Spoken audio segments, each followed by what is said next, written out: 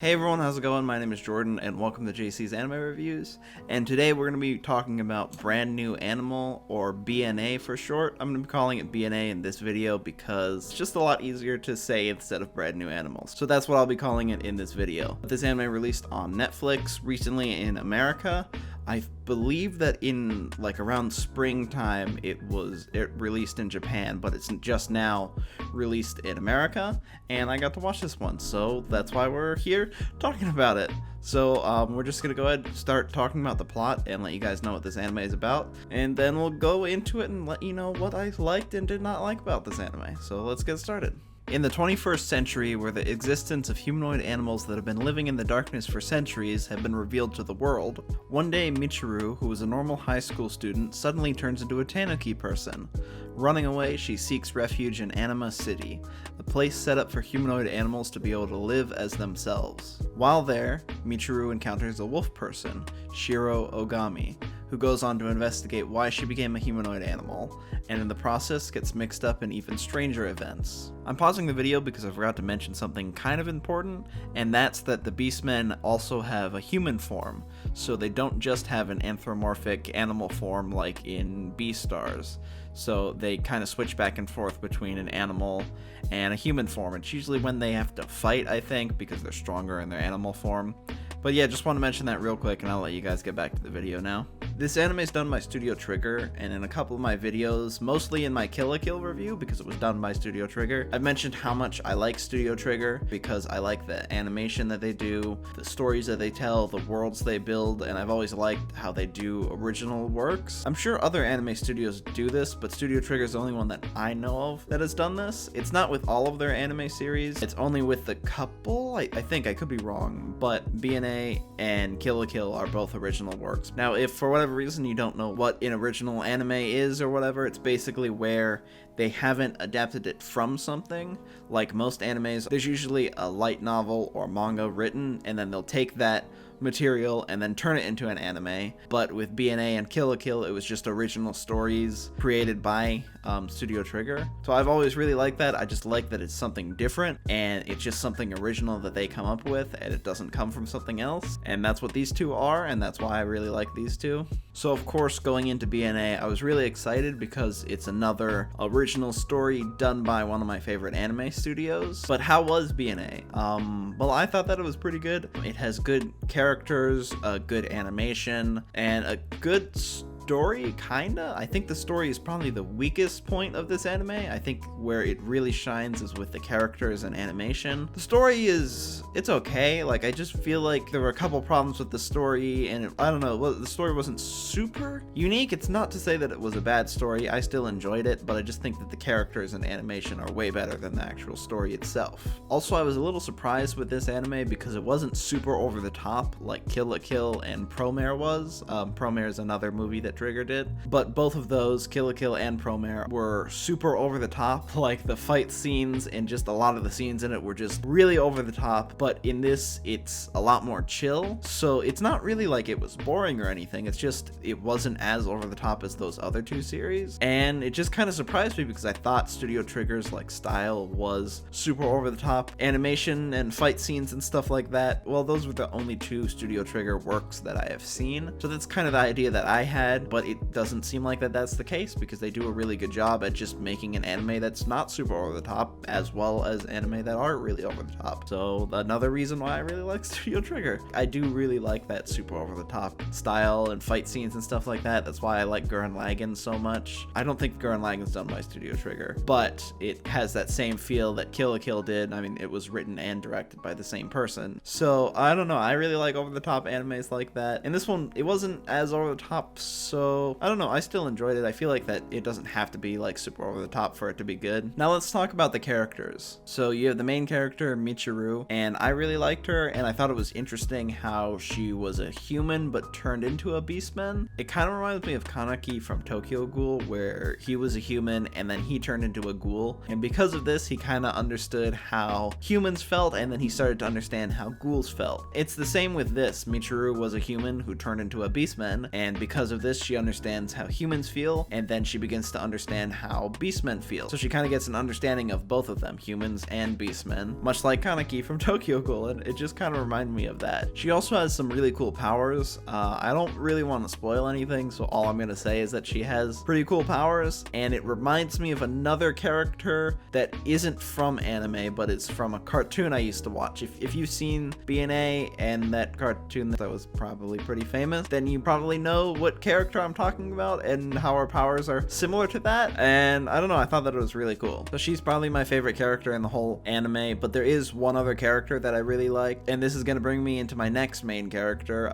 Shiro, who's the wolf person that she meets in Anima City, and he's pretty cool. He basically works for like the mayor of the city, and he kind of seems like he investigates crimes and stops them in order to kind of protect the beastmen in the city. That kind of seems like what his goal, or not his goal, it kind of seems like what his job is, to kind of just protect all the animals living in the city, to try to make sure that it's a safe place. He's also a really good fighter because of this, and I thought that the fight scenes with him were pretty cool. It's also really interesting to see him interact with Michiru, because Shiro hates humans, and Michiru used to be a human but turned into a beastman, and he really likes beastmen and is all about just protecting all the beastmen. So it kind of creates this like almost like unease between them, and he kind of has to learn how to trust her because he doesn't really trust humans, but she was a human but isn't a human anymore. And I thought that it was really interesting, that dynamic between them, how he kind of has to try to trust her even though she's a human and she was a human and he hates humans, and it makes this really interesting thing between them, and I really liked it. But he's super badass and I really liked him. I don't know if there's too many problems that I have with him.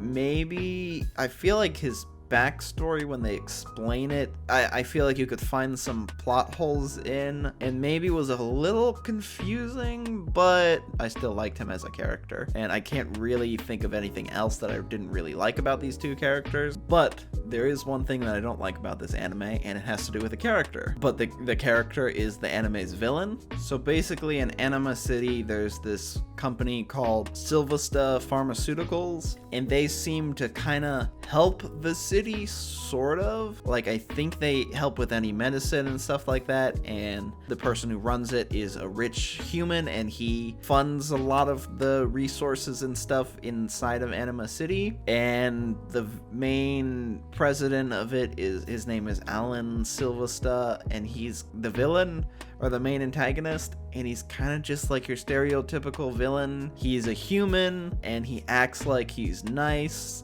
to like the beastmen and stuff like that, but you know that something else is going on. You know that he's probably not completely truthful, and there's some evil thing about him, and I really didn't like him. He was just kind of like there. I don't know, he was kind of just like the bad guy working behind the scenes, but putting up a front, being like, oh, I'm actually nice. And I don't know, I wasn't the biggest fan of his character. He just kind of seemed kind of boring and was just like your normal villain, until later on there's something with his character that I don't know if I liked. It kind of makes him a little bit more interesting, but it just seemed really weird, and it felt like it was from another anime that I had seen recently. Also, the villain at one point does one of those talks where he like reveals his master plan, so he is very much just like a stereotypical villain.